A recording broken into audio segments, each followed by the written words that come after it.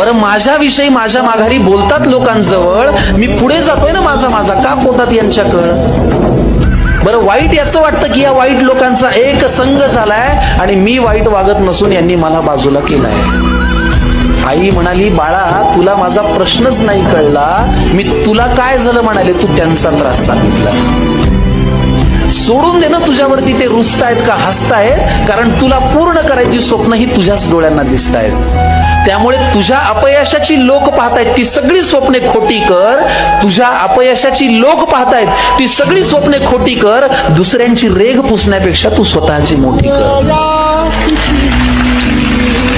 आणि हे केलंस तर तुझं खरंच काही अडणार नाही. आणि आई आजही तेच म्हणेल, माझ्या बाळाचं वाईट काही घडणार नाही. आईच्या तोंडी देवाचा साक्षात्कार घडला आणि तिने लावलेल्या दिव्याचा लख्ख प्रकाश पडला. तिने लावलेल्या दिव्याचा लख्ख प्रकाश